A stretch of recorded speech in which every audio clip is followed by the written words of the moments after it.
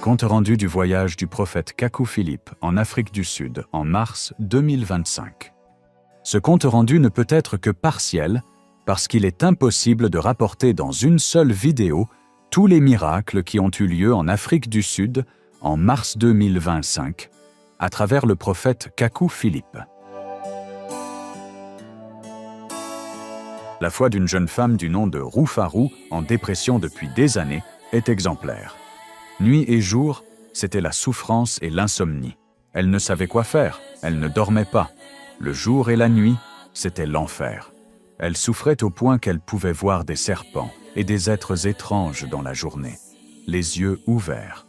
Elle avait été dans toutes les églises et tous les pasteurs et prophètes avaient déjà prié pour elle. Et lorsqu'elle a appris que le prophète Kakou Philippe viendrait en Afrique du Sud, elle a contacté l'apôtre Yannick et a dit que c'est son dernier espoir. L'apôtre Yannick lui a dit de se joindre à une assemblée en Afrique du Sud.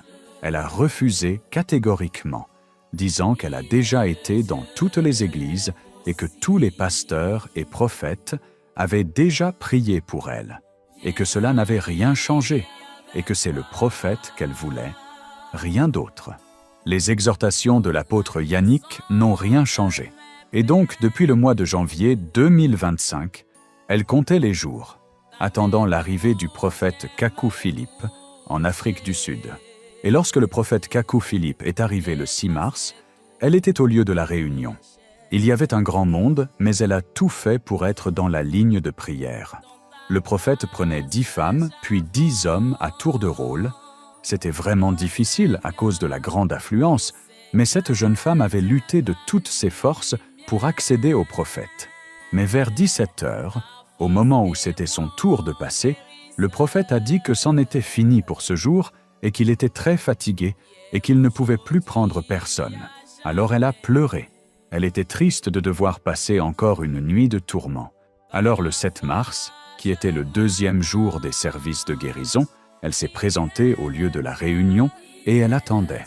Elle était déterminée à recevoir la prière du prophète. Cependant, face à l'attente, elle insiste malgré les tentatives du service d'ordre pour la retenir, car c'était d'abord le tour des paralytiques et des aveugles et des boiteux.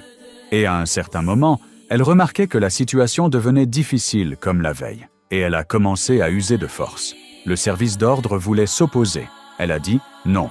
Elle a forcé et elle est passée devant, et elle est montée sur l'estrade pendant que les fauteuils roulants passaient. Elle est allée à toute vitesse se mettre à genoux devant le prophète.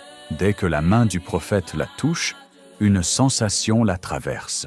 Aussitôt, de façon instantanée, elle est complètement délivrée. Dans son témoignage qu'elle rendra sur cette même estrade, elle fera allusion à l'aveugle, dans Luc chapitre 18, versets 35 à 43, qui avait pu atteindre le Seigneur Jésus malgré le fait que la foule l'empêchait.